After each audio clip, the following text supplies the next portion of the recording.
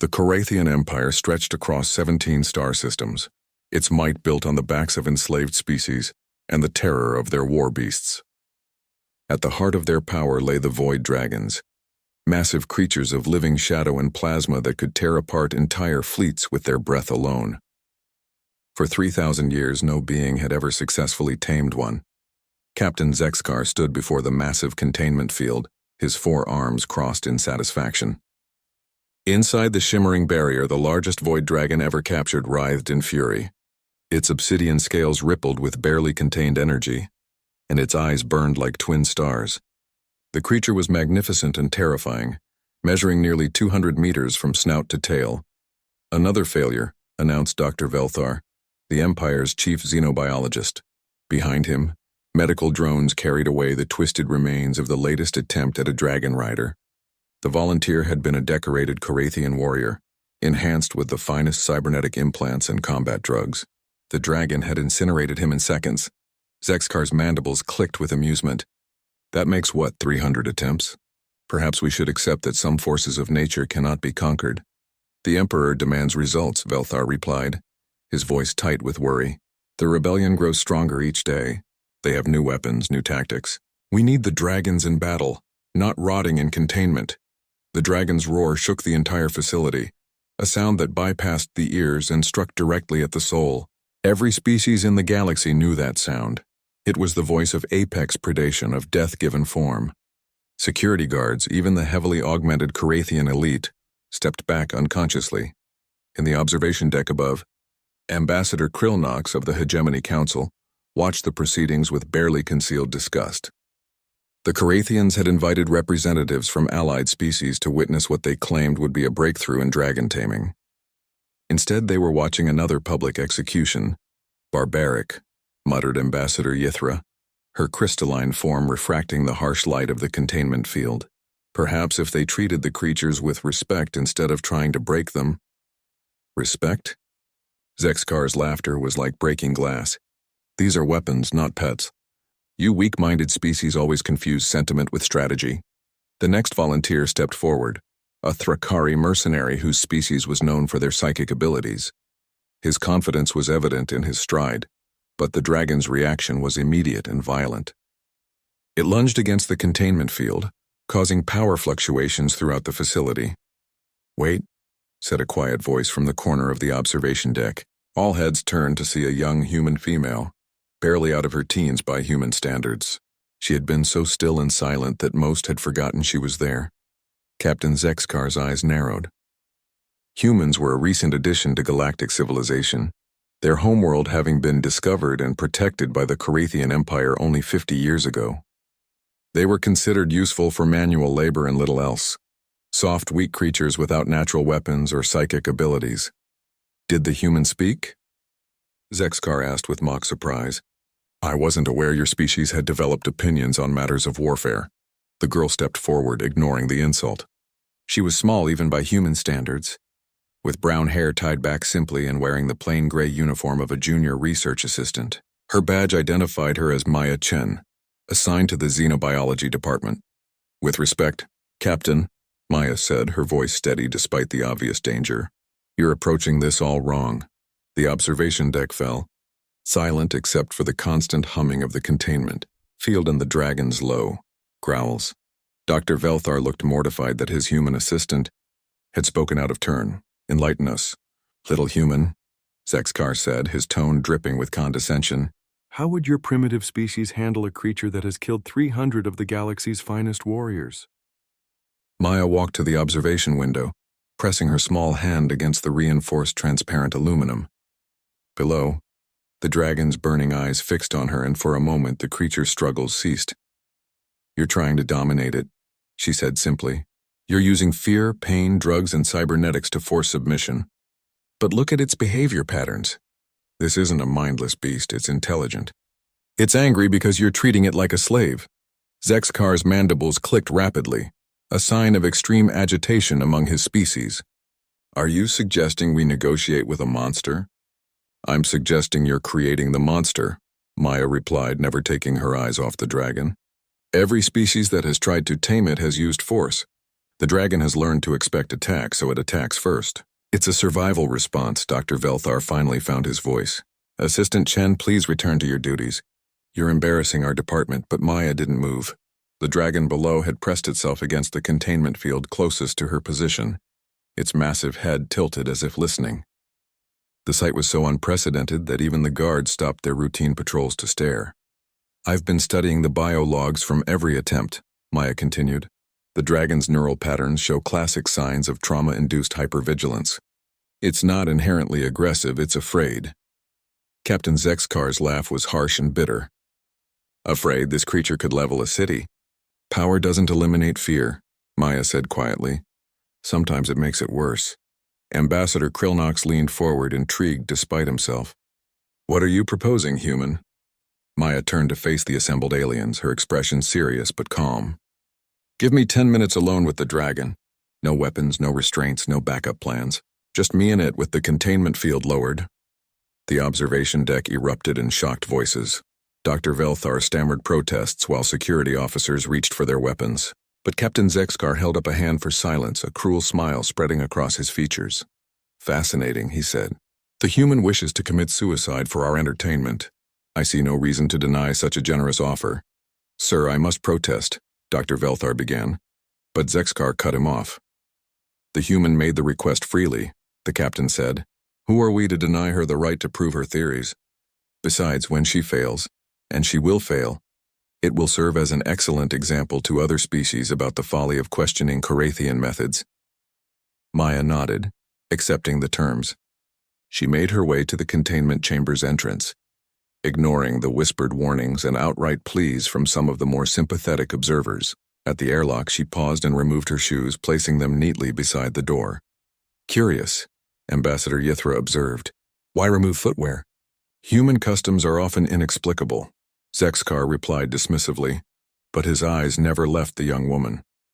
As Maya placed her hand on the airlock controls, the dragon's roars suddenly stopped. The facility fell into an eerie quiet, broken only by the hum of machinery and the rapid breathing of nervous observers. 300 warriors had died in that chamber. Now a small human girl was about to join them, and somehow everyone present felt they were about to witness something that would change everything. The airlock cycled with a mechanical wheeze that seemed to echo through the facility like a death knell. Maya stepped into the containment chamber, and immediately the difference was overwhelming. The air itself felt heavy with the dragon's presence, charged with energy that made her skin tingle and her hair stand on end. The void dragon loomed before her, even larger than it had appeared from the observation deck. Its scales weren't truly black, she realized now. They were so dark they seemed to absorb light. But when they caught the illumination from the facility's harsh spotlights, they revealed deep purples and blues, like the color of space between stars. Its eyes were indeed like burning suns, but they held intelligence, ancient, furious, and utterly alien. Behind her, the airlock sealed with finality. She was alone with a creature that had just demonstrated its willingness to kill anything that approached it. In the observation deck, the assembled aliens watched in fascination and horror. Captain Zexkar had activated recording devices from multiple angles. When the human died, it would serve as excellent propaganda about the consequences of challenging Korathian supremacy. She's just standing there, Ambassador Krillnox observed. Why isn't she approaching? Dr. Velthar's 4 eyes were fixed on his assistant with growing dread. Maya always was too curious for her own good. I should never have brought her to this demonstration. The dragon and the human regarded each other across the chamber. Maya made no aggressive moves, carried no weapons, and showed no signs of the cybernetic enhancements or combat drugs that had characterized every previous attempt. She simply stood there breathing steadily, her hands at her sides. Slowly, carefully, Maya sat down cross-legged on the chamber floor. The movement was so unexpected that several observers gasped. Warriors approached void dragons with weapons ready and armor activated. They came prepared for battle.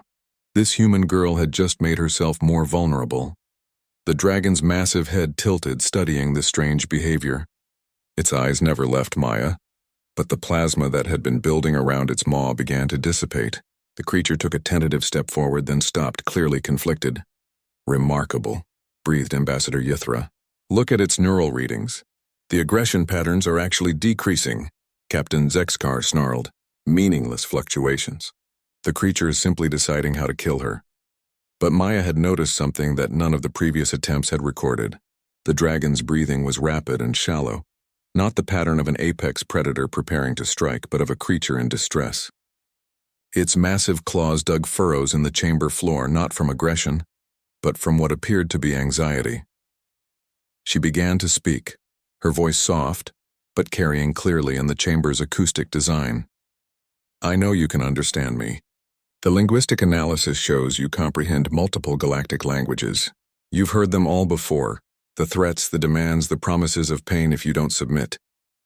The dragon's eyes narrowed, and for a moment Maya thought she had miscalculated. But then the creature sat back on its haunches, mirroring her position in its own reptilian way. I'm not here to break you, Maya continued. I'm not here to drug you or hurt you or force you to do anything. I'm here because I think you're tired of being afraid. In the observation deck, Dr. Velthar was frantically checking readings. Her stress hormones are elevated but stable. No signs of the combat chemicals that usually flood human systems during life-threatening situations. Because she's insane, Zexkar muttered, but his attention remained fixed on the scene below. Maya reached slowly into her pocket, and security officers throughout the facility tensed. But she withdrew only a small wrapped food bar, her lunch forgotten until now. She unwrapped it carefully, broke off a piece and placed it on the floor between herself and the dragon before retreating to her original position. I know you don't need to eat our food, she said, but sharing food is how humans show trust. It's how we say we don't want to fight. The dragon stared at the small offering. In 3,000 years of captivity and attempted taming, no one had ever offered it anything except pain, drugs, and demands for obedience. The gesture was so unprecedented that the creature seemed genuinely confused. Minutes passed in silence. The dragon's massive nostrils flared as it scented the air around the food offering. Finally, moving with surprising delicacy for such a massive creature, it extended one claw and carefully moved the food aside without eating it. Then it did something that stunned every observer in the facility. The dragon lowered its great head until it was nearly touching the floor, bringing its burning eyes level with Maya's. At this distance, she could feel the heat radiating from its body and see her reflection in its pupils. You're not from here originally, are you? Maya asked softly. None of the void dragons are native to Carathian space. You were all captured somewhere else, brought here against your will. The dragon's response was a low rumble that seemed to come from deep within its chest, not a growl of aggression, but something that sounded almost like sadness. Maya's research had uncovered what the Carathian military didn't want publicized. Void dragons weren't bred in captivity. They were captured from the wild as juveniles, separated from their families, and subjected to years of conditioning designed to break their will. The process had a 90% fatality rate, but the Carathians considered that acceptable losses. They took you from your family when you were young, Maya said, and the dragon's reaction confirmed her suspicions. Its massive frame shuddered, and the temperature in the chamber dropped several degrees. You've been alone here for, how long, decades? Centuries. In the observation deck, Ambassador Krillnox was reviewing historical records on his datapad. According to the logs, this particular dragon was captured 173 years ago from the Void Between Stars region. It was barely an adolescent when they took it. The weight of that revelation settled over the observers. 173 years of isolation, of being treated as a weapon rather than a living being, of having every interaction based on dominance and control. Maya slowly extended her hand, palm up in the universal gesture of peaceful intent. The dragon's eyes fixed on her small hand, so fragile compared to its massive claws, so vulnerable. I can't promise to take you home, Maya said quietly. I don't have that power, but I can promise that if you'll let me, I'll try to make sure you're not alone anymore. The dragon considered her words, her gesture, her stillness in the face of its overwhelming presence. Slowly, carefully, it extended its massive head toward her outstretched hand. The moment their skin touched, every alarm in the facility began screaming. The alarms weren't warning of an attack or a containment breach. Every sensor in the facility was detecting something unprecedented. The dragon's bioelectric field was synchronizing with Maya's neural patterns. The readings were unlike anything in 3,000 years of Carathian records. Impossible, Dr. Velthar whispered, staring at the cascading data streams, the harmonic resonance between their brainwaves. It's creating a stable connection. Captain Zexkar lunged for the emergency controls. Activate the neural disruptors. Sever the connection before... No. The voice came from Ambassador Yithra, whose crystalline form now blazed with inner light. As a member of a telepathic species, she could sense what the instruments were only beginning to measure. You don't understand what's happening. They're not fighting for dominance. They're communicating. In the chamber below, Maya felt the world expand around her. The dragon's mind touched hers, not invading or controlling, but sharing. Suddenly she could perceive through senses she'd never imagined. The electromagnetic spectrum laid bare, the gravitational currents between celestial bodies, the subtle vibrations that carried information across vast distances of space. But beneath these alien perceptions was something achingly familiar: loneliness. The dragon had been alone for so long that it had almost forgotten what connection felt like. The touch of another mind, even one so different from its own, was like water to someone dying of thirst. Images flooded Maya's consciousness, memories of the dragon's capture as a juvenile.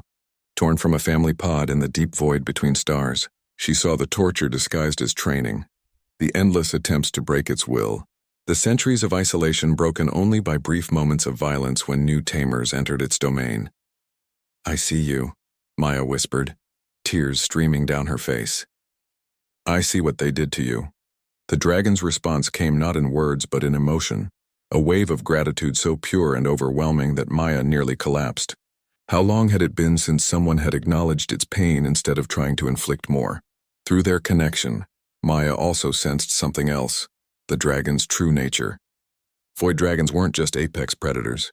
They were gardeners of space itself, creatures that tended to the delicate balance of cosmic forces. They were intelligent beyond most species' comprehension, capable of calculations that spanned galactic time frames. They're not weapons, Maya breathed, the realization hitting her like a physical blow. They're engineers, cosmic engineers. In the observation deck, the readings were becoming more dramatic by the moment. The dragon's stress indicators had dropped to levels not seen since its capture. Its neural activity showed patterns consistent with complex problem-solving and emotional processing. Most remarkably, both the dragon and Maya showed signs of what could only be described as joy. Shut it down, Captain Zexkar ordered, his voice tight with panic. Whatever's happening, it's not part of the protocol. But Dr. Velthar was studying the readings with growing amazement. Captain, look at the biosynchronization rates. The human's presence isn't agitating the dragon, it's healing it. Look at these neurochemical balances. The creature is showing signs of genuine emotional recovery. I don't care about its feelings, Zexkar snarled. I care about having a weapon I can control. But what if control isn't the answer? Maya's voice echoed from the chamber below, amplified by the facility's communication system. She hadn't spoken loudly, but somehow her words carried clearly to the observation deck. What if partnership is? The dragon's great head turned toward the observation windows, and for the first time in over a century, its eyes held something other than rage. When it spoke, its voice resonated through the chamber with harmonics that bypassed the ears and spoke directly to the mind. Partnership, the dragon repeated, its mental voice carrying concepts that no single word could express. The idea of equals working together, of respect given and received, of shared purpose rather than imposed will. Every alien in the observation deck stepped back. In 3,000 years of captivity, no void dragon had ever spoken directly to its captors. It can talk, stammered Ambassador Krillnox. We have always been able to speak, the dragon replied, its mental voice now reaching all of them. You have never been willing to listen. Captain Zexkar's face went through several colors. This is a trick, some kind of human telepathic manipulation. Humans aren't telepathic, Dr. Velthar said softly, but they might be something else, something we've never encountered before. Maya stood slowly, her hand still resting on the dragon's massive snout. The creature rose with her, moving with fluid grace that spoke of power held in perfect control. What are you? Captain Zexkar demanded. Maya looked up at the observation deck, her eyes still shining with tears from the connection she'd shared. I'm what happens when someone decides to listen instead of command. The dragon's mental voice carried amusement. She is what her species calls an empath. She can feel the emotions of others as if they were her own. Among my people, such individuals are treasured as healers and mediators. Among yours, the dragon's tone grew darker. Among yours, they would be seen as weaknesses to be exploited. That's enough, Zexkar said, reaching for his sidearm. Guards, prepare to stun both subjects. But before anyone could react, Maya stepped forward and placed her other hand on the dragon's flank. The connection between them deepened, and suddenly the chamber filled with a sound none of them had ever heard before, a void dragon singing. The song was harmony given form, mathematics made music. It spoke of the birth of stars and the patient dance of galaxies, of life finding a way to flourish in the most unlikely corners of the universe. It was beautiful beyond description and so alien that several of the observers found themselves weeping without understanding why. This is what you tried to chain, Maya said, her voice carrying clearly over the dragon's song. This is what you tried to break and bind to your will. Not a weapon, an artist. A philosopher, a being whose understanding of the universe spans millions of years. The dragon's song shifted, becoming something that sounded almost like laughter. And now, little empath, comes the truly interesting part. What do you mean? Maya asked, though she suspected she already knew. I am not the only one of my kind held here, the dragon replied. The Carathian Empire has captured 17 of us over the centuries. We have been isolated from each other, prevented from communication. But now, the dragon's mental voice reached out, and through their connection Maya felt it happening. Across the facility, in containment chambers scattered throughout the complex, other void dragons were lifting their heads. The song was spreading, carried on frequencies that passed through any barrier the Carathians had devised. Now they know they are not alone, the dragon continued, and they know that someone finally listened. Captain Zexkar was screaming orders into his communicator, but the facility's guards were reporting the same thing from every containment chamber. The dragons were singing, and their songs were harmonizing across impossible distances. In the chamber with Maya, her dragon companion, for that's what it had become in the span of minutes, looked down at her with something that might have been affection. What happens now? Maya asked. Now, the dragon replied. We see what your species is truly capable of when given the chance to choose cooperation over conquest. The facility shook as 17 void dragons sang in harmony for the first time in over a century, and every living being within 1,000 kilometers felt the universe shift around them. The harmony of 17 void dragons singing together created effects that the Carathian Empire's finest scientists had never imagined possible. Throughout the facility, gravity fluctuated in rhythm with their song. Electronic systems began displaying impossible readings as the dragons combined. Bioelectric fields interfaced with the station's technology in ways that defied conventional physics. In the central containment chamber, Maya felt the song resonating through every cell in her body. The dragon she'd connected with, who had shared its name in concepts too complex for human language but translated roughly as guardian of the deep currents, when it was serving as a focal point for its siblings scattered throughout the facility. They're communicating, Dr. Velthar said in wonder, watching his instruments register data patterns that challenged everything he thought he knew about xenobiology. But it's not just telepathy. They're harmonizing their quantum signatures. Captain Zexkar was no longer focused on the scientific implications. Emergency reports were flooding in from across the facility. Containment fields were holding, but the energy requirements to maintain them were increasing exponentially as the dragon's combined output grew stronger. Sir, came a panicked voice over the comm system. The dragons in sectors 7 through 12 have synchronized their movements. They're not trying to break out. They're doing something to the station's power grid. Ambassador Yithra, her crystalline form now resonating in harmony with the dragon's song, stepped forward. Captain, I strongly recommend you listen to what they're trying to tell you.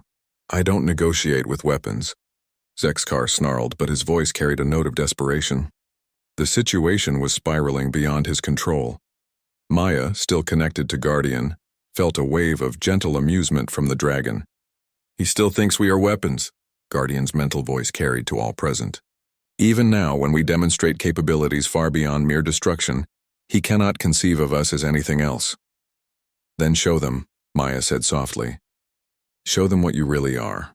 What happened next would be recorded in galactic history as the moment everything changed.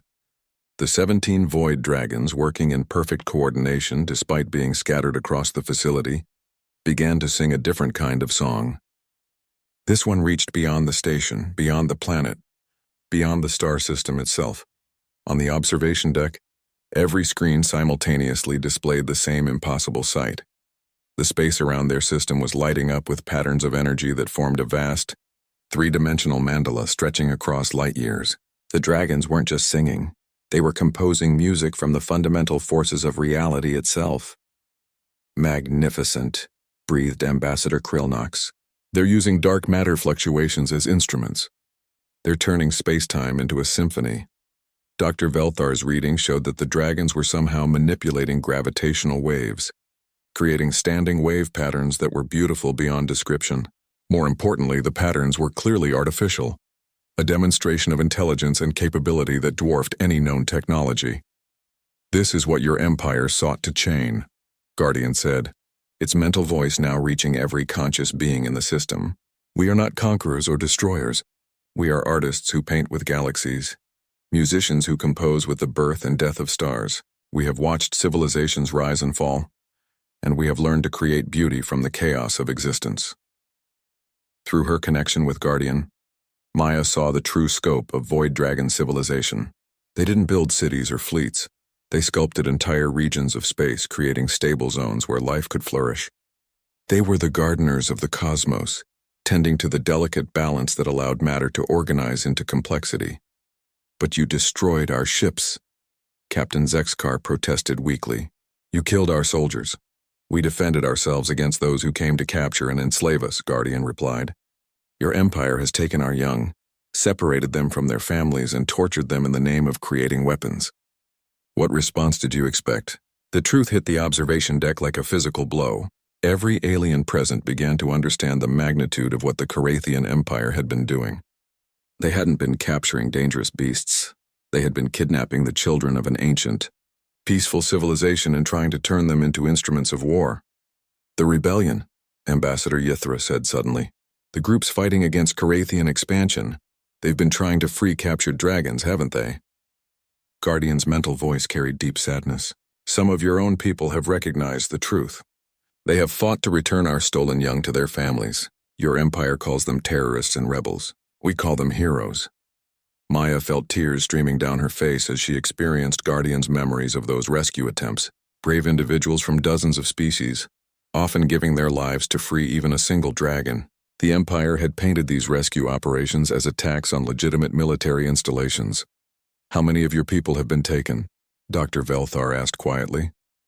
Over the past 3 millennia, 437 of our young have been captured by various aggressive species, Guardian replied. Most died during your training processes. Only 53 remain in captivity across the galaxy. 17 are here. The number was staggering. The Carathian Empire had built its reputation on the back of genocidal child theft, and they had convinced themselves they were taming mindless beasts. Captain Zexkar made one last desperate attempt to maintain control. Even if this is true, releasing you would leave us defenseless against the rebellion. Without the dragons, the Empire will fall. Good, Maya said simply, and her words carried the weight of absolute conviction. An empire built on stolen children and tortured innocents deserves to fall. Guardian's mental voice carried something that might have been approval. The young human speaks wisdom, but we are not vengeful beings. We seek only the return of our family members and the assurance that no more of our kind will be taken. And if we refuse? Zexkar asked, though his voice suggested he already knew the answer. The symphony playing across the star system shifted to a minor key, and suddenly every being present could feel the power behind it.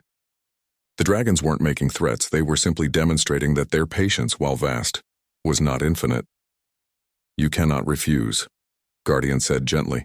The choice has already been made. Your people will release our young or we will take them.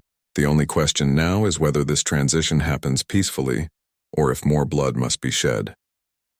Dr. Velthar looked at his instruments and realized that the dragons could have broken free at any time. Their containment fields were powered by the station's reactors, but the dragons were generating more energy than the entire facility consumed. They had remained imprisoned not because they couldn't escape, but because escape would have meant abandoning their siblings in other facilities. Now, with communication re-established between them, that calculation had changed. There is, however, an alternative, Guardian said, and its mental voice carried a note of hope that surprised everyone present. One that your young human has shown us might be possible. All eyes turned to Maya, who was still connected to the ancient dragon's vast consciousness. Through that connection, she saw what Guardian was proposing, and her eyes widened with amazement. You want to offer them partnership, she said. Real partnership. Not slavery or domination, but cooperation between equals. Your species has shown us something we had not seen in millennia, Guardian explained. The capacity to recognize our personhood without needing to dominate it. If humans can do this, perhaps other species can learn. The implications were staggering. Instead of the dragons being used as weapons of oppression, they could become partners in exploration and creation. Their vast knowledge and cosmic perspective, combined with the ingenuity and adaptability of younger species, could transform galactic civilization. But it would require the complete dismantling of everything the Carathian Empire represented. It would mean acknowledging that their entire military doctrine was based on a lie. It would mean admitting that they had committed atrocities against an innocent people for thousands of years. Captain Zexkar stared at the screen showing the cosmic symphony still playing across their star system. The beauty of it was undeniable, but so was the power behind it. He was a military commander faced with an impossible choice. Maintain his empire's lies and face annihilation, or admit the truth and watch that empire crumble. In the containment chamber below, Maya squeezed Guardian's massive snout gently. What do you need from me? She asked. Help us teach them, Guardian replied. Help us show them that there is a better way. The next 6 hours transformed the Carathian research facility into something unprecedented in galactic history. A meeting ground between species that had been enemies for millennia. Word of the dragon's demonstration had spread beyond the facility, reaching the highest levels of government and military command across multiple star systems. Maya found herself at the center of negotiations that would reshape the balance of power across known space. She had been moved to a larger conference chamber, though Guardian remained close by, their mental connection having proven impossible to fully sever even at a distance. Representatives from a dozen major civilizations had arrived via emergency transport. The Hegemony Council, the Free Worlds Alliance, even delegates from the mysterious Voidwalker nomad fleets that rarely interacted with planetary civilizations. Everyone wanted to witness what the dragons had proposed. The terms are simple, Maya explained to the assembled diplomats, though she felt deeply inadequate as a translator between humanity's newest allies and the established galactic powers. All captured void dragons must be released immediately and returned to their families. In exchange, the dragons offer to share their knowledge of cosmic engineering and to assist in peaceful exploration and development. Fleet Admiral Orcs, the supreme military commander of the Carathian Empire, had arrived within hours of the initial incident. His 4 eyes blazed with fury as he processed the implications of Maya's words. You're asking us to surrender our primary military advantage, he said. The dragons are the foundation of our fleet's power. Without them, we cannot maintain order across our territories. Guardian's mental voice reached every being in the chamber, carrying undertones of ancient patience mixed with growing resolve. Your order is built on suffering and oppression. The chaos that follows its collapse will be temporary. The beauty that grows from freedom will be eternal. Dr. Velthar, who had spent the past several hours reviewing decades of research data, stood to address the assembly. Admiral, I've been analyzing the dragon's capabilities as demonstrated today. Their power when freely given in cooperation exceeds anything we achieved through forced servitude by orders of magnitude. Partnership offers benefits that domination never could. Ambassador Yithra added her crystalline voice to the discussion. The dragons aren't just offering knowledge, they're offering to help us understand our place in the cosmic order. Their perspective spans millions of years. They've seen what works and what doesn't in galactic civilization. Pretty words, Admiral Corex replied harshly. But what happens when the next aggressive species emerges? What happens when the Void Devourers return from whatever dimension they've been hiding in? Without military strength, we're all prey. Maya felt Guardian's reaction to that statement, a complex mixture of sorrow and understanding. Through their connection, she glimpsed memories of previous galactic upheavals, times when aggressive species had indeed threatened the stability of known space. The dragons fought the Void Devourers, Maya said quietly, and the chamber fell silent. 3 million years ago, when they last emerged from dimensional space. The dragons and their allies didn't defeat them through military might. They redirected them, made it easier for the Devourers to find prey in empty space rather than in populated systems. Guardian's mental voice carried confirmation. We learned long ago that some threats cannot be fought, only guided away. Violence creates cycles of violence. Wisdom creates lasting solutions. Representative Theclor from the Free Worlds Alliance leaned forward. Are you saying the dragons would help us defend against cosmic-level threats? We are saying that defense and cooperation are not mutually exclusive, Guardian replied. A galaxy united in purpose is far stronger than a galaxy divided by conquest. But such unity cannot be forced, it must be chosen freely by all participants. Admiral Corex's laugh was bitter. Naive idealism. The galaxy is full of species that understand only strength. The Razor Claw Syndicate, the machine cults, the hive clusters, they won't be swayed by pretty philosophies. Maya felt a surge of inspiration through her connection with Guardian. Then show them something better, she said. The dragons aren't asking anyone to abandon self-defense. They're offering to help build something so, obviously superior to conquest, that aggressive species will want to join rather than fight. Explain, demanded Admiral Corex. Guardian's mental presence reached out, and suddenly every being in the chamber could perceive a vision of what galactic civilization could become, cities that floated between stars, connected by transportation networks that used the dragon's mastery of space-time manipulation. Worlds transformed into gardens where multiple species coexisted in harmony, research stations that could peer into the fundamental structure of reality itself. This is what we offer, Guardian said. Not weapons, but wonders. Not conquest, but creation. The aggressive species you fear will have a choice. Remain in their small, violent corners of space or join something magnificent. Dr. Velthar was frantically taking notes. The energy requirements alone for these projects would be astronomical by our current standards. But if the dragons can manipulate gravitational fields directly, all of this is possible, Guardian confirmed. We have done it before in previous galactic cycles. We can do it again, but only if we work together, only if the captured members of our species are freed to rejoin their families and participate in the great work. Ambassador Krillnox spoke for the first time in hours. What about reparations? The Carathian Empire has committed atrocities against your people. Don't you seek justice? Maya felt Guardian's emotional response. Grief for the lost young, anger at the unnecessary suffering, but underneath it all, something that surprised her, forgiveness.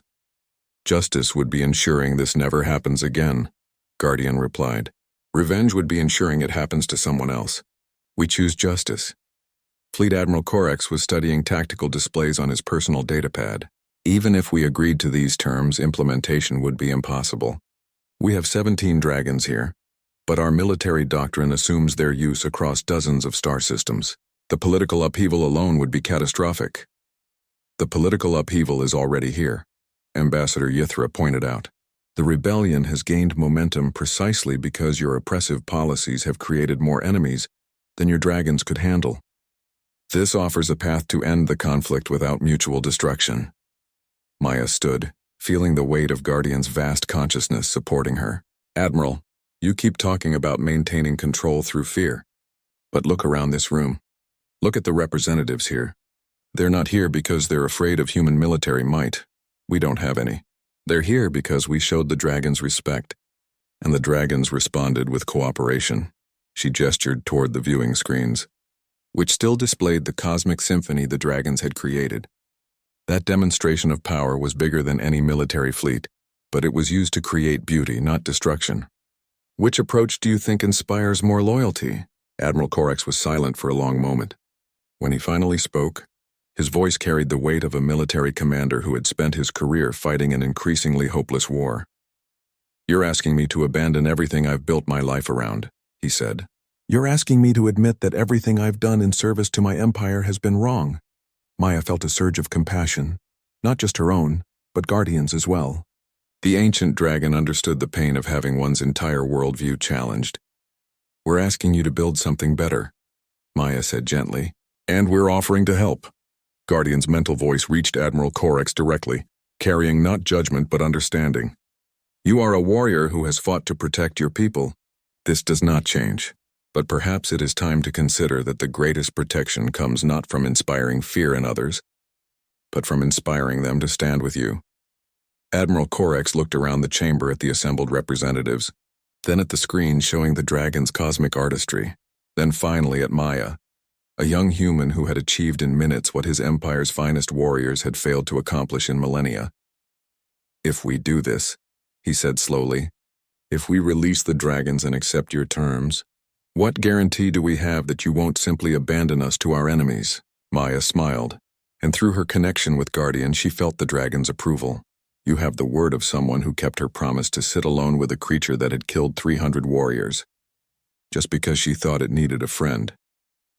Admiral Corex stared at her for a long moment, then looked up at the cosmic symphony still playing across the star system. "Draft the agreement," he said finally, "but I want it clearly stated that this partnership works both ways. If we're giving up our weapons, we expect protection in return." Guardian's mental laughter was like distant thunder. "Admiral, you are not giving up weapons. You are gaining family." And with those words, the first steps toward a new galactic order began. 3 months after the signing of the Cosmic Accord, Maya Chen stood on the observation deck of humanity's first deep space research station, watching something that would have been impossible under the old galactic order. Below her in the vast construction bay, humans and Carathians worked alongside, freed void dragons to build the prototype for a new kind of starship. One, designed for exploration and creation rather than conquest. The changes had been swift and dramatic. Once Admiral Corex had committed to the partnership, the Carathian military machine had pivoted with surprising efficiency. The Empire's vast logistical networks previously used to maintain control over subjugated worlds were now being employed to coordinate the largest peaceful transition in galactic history. "The resonance chambers are perfectly aligned," Guardian reported, its mental voice carrying satisfaction as it observed the construction process. The ancient dragon had grown visibly healthier over the past months, its scales now showing the deep purples and blues that Maya had glimpsed during their first connection. Being reunited with other members of its species had restored something essential that centuries of isolation had nearly destroyed. Dr. Velthar approached Maya, carrying a data tablet filled with readings that still amazed him daily. "The efficiency gains are unprecedented," he said. "With the dragons providing direct gravitational manipulation, we're building ships in weeks that would have taken years using conventional methods." Maya nodded, watching as a young dragon, barely the size of a shuttlecraft, carefully adjusted the quantum resonance of a drive component with precision that no mechanical tool could match. The younger dragons, those who had been captured more recently, were adapting to freedom with remarkable resilience. Their elders, like Guardian, served as both teachers and healers, helping to repair the psychological damage of captivity. "Any word from the outer systems?" Maya asked. Dr. Velthar's expression grew more serious. "Mixed results. The core worlds are adapting well to the new paradigm, but some of the frontier territories are resistant. Admiral Corex reports that 3 sector governors have declared independence rather than accept dragon partnership agreements." This had been expected. The Carathian Empire had been held together by fear and military might for so long that some regions were struggling to adapt to governance based on cooperation and mutual benefit. However, those same regions were discovering that without the dragon's protection, they were vulnerable to the very threats they claimed the Empire had defended against. "The irony," Guardian observed, "is that those who refuse our help out of pride are the ones who need it most." Maya felt a complex web of emotions through her connection with the dragon. Pride, frustration, hope, and underneath it all, a deep sadness for unnecessary suffering. Guardian had lived long enough to watch this same pattern repeat across multiple civilizations. The difficulty some beings had in choosing cooperation over competition, even when cooperation offered better outcomes for everyone involved. "The Free Worlds delegation arrives tomorrow," Dr. Velthar continued. "They want to formalize their own partnership agreements with the dragon clans." This was the next phase of the transformation. Word of the Carathian Accord had spread throughout the galaxy, and other governments were eager to establish their own relationships with the Void Dragons. However, Guardian and its kin were being selective about their partnerships, choosing to work only with civilizations that demonstrated genuine commitment to peaceful coexistence. What about the Hegemony Council's proposal for the Joint Research Initiative? Maya asked. Approved by all 17 dragon clans, Guardian replied. The project to map dark matter currents throughout the local galactic cluster will begin next month. It should provide enough clean energy to power every inhabited system for the next 1,000 years. Maya shook her head in amazement. The scope of what the dragons could accomplish when working freely was staggering. Projects that would have been considered impossible fantasies just months ago were now routine agenda items in planning meetings. A chime sounded through the station, and a new voice joined their conversation. Admiral Orcs, speaking over the communication system from the Military Coordination Center. Maya, Dr. Velthar, we're receiving priority communications from the frontier. It seems our friend Captain Zexkar has gotten himself into a situation that requires delicate handling. Maya and Guardian exchanged what might have been considered an amused glance. Captain Zexkar, the Carathian officer who had originally overseen Maya's encounter with Guardian, had become an unlikely advocate for the Dragon Partnership Program. His conversion from skeptic to believer had been gradual but thorough, and he now served as a liaison between traditional Carathian military forces and their new dragon allies. What kind of situation? Maya asked. He's attempting to negotiate a ceasefire between two warring factions in the Outer Rim. Both sides have requested dragon intervention, but they're demanding that any dragon sent be properly controlled by Carathian handlers. Maya sighed.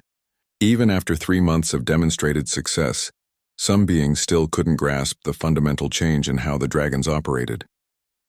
They understood the power differential that the dragons could obliterate any conventional military force, but they struggled with the concept that this power was now wielded by autonomous beings with their own moral agency.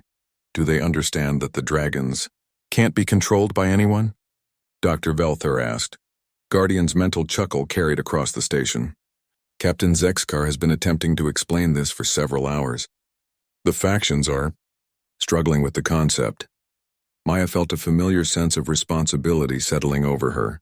Over the past months, she had somehow become humanity's primary ambassador to the dragon clans, a role she had never asked for but couldn't abandon. Her unique ability to form deep empathic connections with the dragons made her invaluable as a translator and mediator. Guardian, would you be willing to accompany me to the Outer Rim?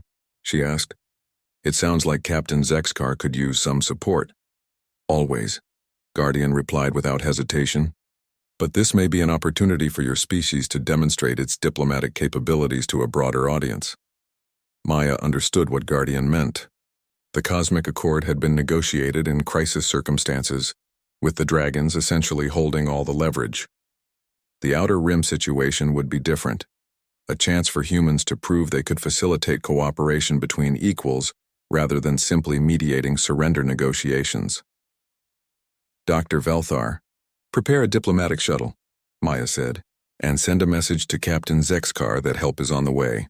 As they made preparations for departure, Maya reflected on how much her life had changed since that day she had walked into a containment chamber with nothing but empathy and determination.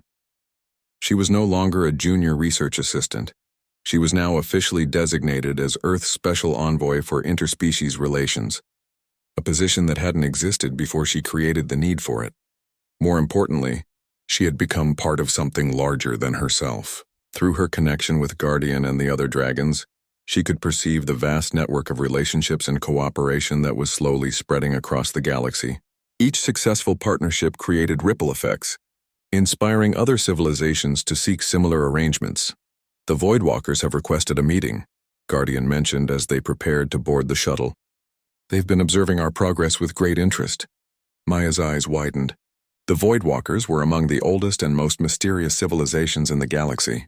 They rarely interacted with planetary species, preferring to maintain their nomadic existence in the spaces between stars. If they were interested in formal contact, it suggested that the changes set in motion by the Cosmic Accord were reaching even the most remote corners of galactic society. When and where? Maya asked. They suggest a rendezvous in the deep dark at the coordinates where their primary fleet is currently stationed. They offer to share knowledge of what they call the patterns behind the patterns, cosmic cycles that span millions of years. As their shuttle departed the research station, Maya looked back at the construction bay, where the prototype exploration vessel was taking shape. In a few months, that ship would be ready for its maiden voyage, a joint mission involving crews from a dozen different species, powered by Dragon-engineered technology, designed to explore regions of space that had been unreachable under the old paradigm.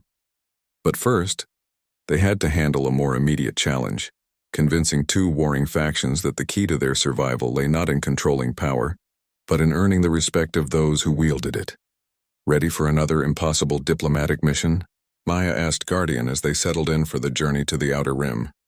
With you, dear friend, nothing seems impossible anymore, Guardian replied, and Maya felt the truth of that statement resonate through their shared connection. They were no longer just an isolated human and a captive dragon. They were partners in the greatest transformation galactic civilization had ever seen, and their story was just beginning. 2 years after the first contact between Maya and Guardian, the galaxy had transformed beyond recognition.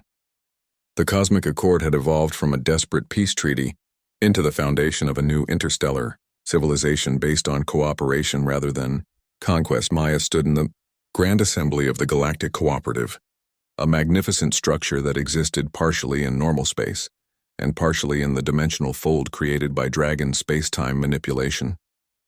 Representatives from over 300 species gathered here monthly to coordinate trade, research, and exploration across known space. The building itself was a testament to what could be achieved through interspecies cooperation. Karathian engineering expertise had provided the structural framework, while human architectural vision had designed spaces that accommodated the wildly different physical needs of various species. The dragons had contributed the impossible, gravity fields that could be adjusted locally, allowing aquatic species to swim through corridors while terrestrial beings walked on solid surfaces just meters away. The Deep Explorer mission has transmitted its final report, announced Dr. Velthar, now serving as Director of Scientific Coordination for the Cooperative. They've successfully mapped dark matter currents throughout the local galactic cluster and confirmed the Dragon's theoretical models. The energy potential is even greater than our most optimistic projections. Maya smiled, remembering when such statements would have seemed like fantasy. The Deep Explorer was the prototype vessel she had watched being constructed 2 years ago, now returned from a journey that had taken it farther from Galactic Center than any previous expedition. Its crew of 30 beings from 12 different species had worked together seamlessly, their cooperation facilitated by Dragon translators who could bridge not just language barriers but conceptual differences between radically different forms of consciousness. Guardian's mental presence touched her awareness from across the chamber, where the ancient dragon was participating in discussions with the Voidwalker delegation. Over the past 2 years, their connection had evolved from the simple empathic link of their first meeting into something unprecedented in galactic history. A permanent partnership between species that allowed them to share thoughts, emotions, and even memories across any distance. The integration proceeds better than we had hoped, Guardian observed. Even the most aggressive species are beginning to see the advantages of cooperation over conquest. This was true, though the transition hadn't been without challenges. The Razorclaw Syndicate had initially responded to the Cooperative's formation with increased aggression, launching raids against undefended worlds. However, when Dragon-protected cooperative fleets had responded not with violence but with offers of medical aid to Razorclaw civilians suffering from genetic plagues, the Syndicate's own population had begun demanding peaceful contact. The machine cults had proven more adaptable, recognizing that Dragon technology offered paths to computational advancement that their purely mechanical approach could never achieve. They were now enthusiastic participants in joint research projects, their logical minds perfectly suited to understanding the mathematical principles underlying Dragon space-time manipulation. Ambassador Chen, came a voice from the assembly floor.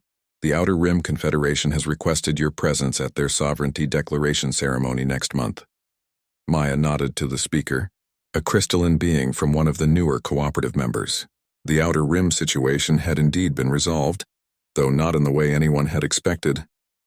Captain Zexkar's patient negotiations, supported by Maya and Guardian's diplomatic intervention, had convinced the warring factions that their conflicts were meaningless in the face of what the galaxy could become through cooperation.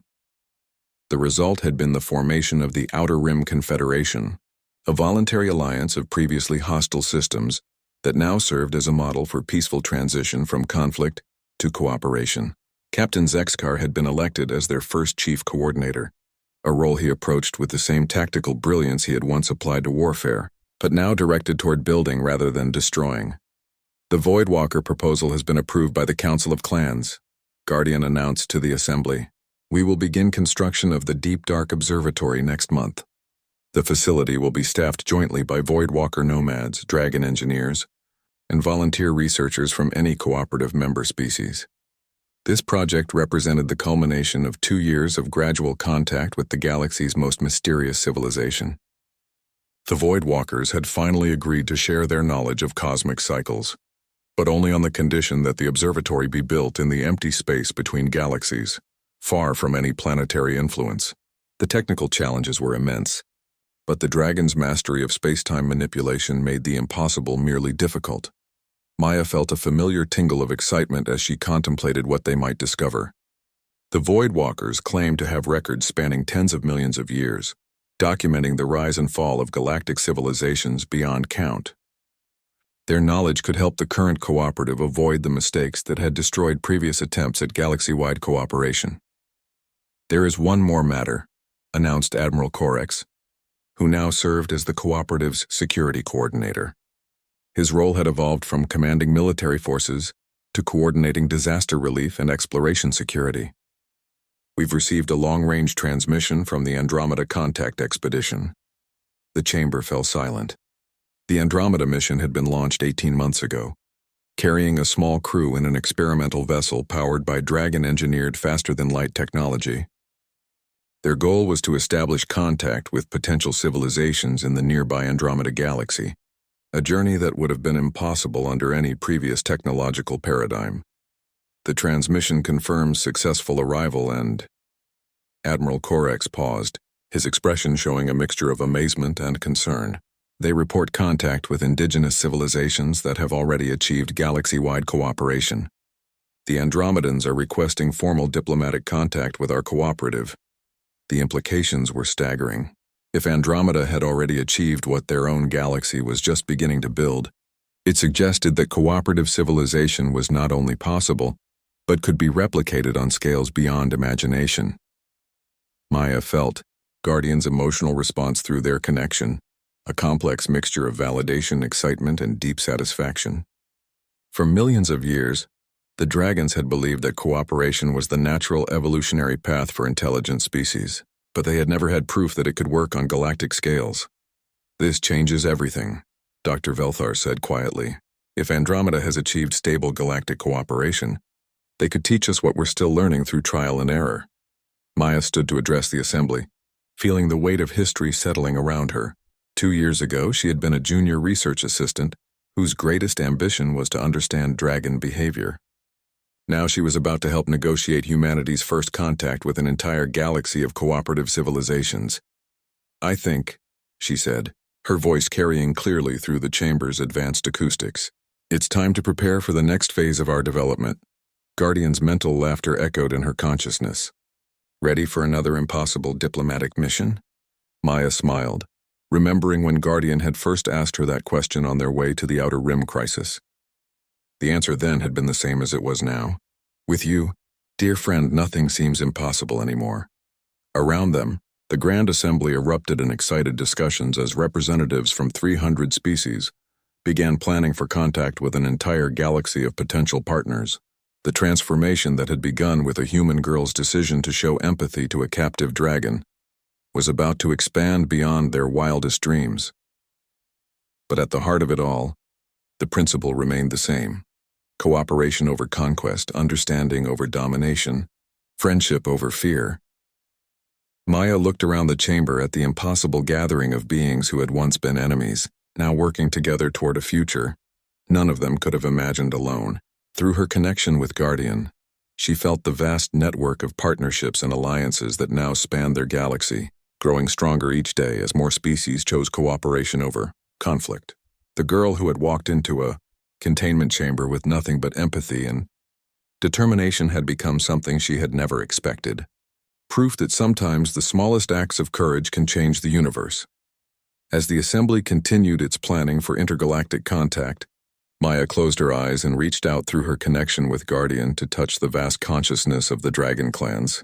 Through them, she could perceive the intricate web of relationships that now bound their galaxy together. Millions of beings choosing to trust each other despite their differences, choosing to build rather than destroy, choosing to reach for stars they could only touch together. The dragon had been right, she realized. Partnership truly was the path to wonders beyond imagination. And this was only the beginning.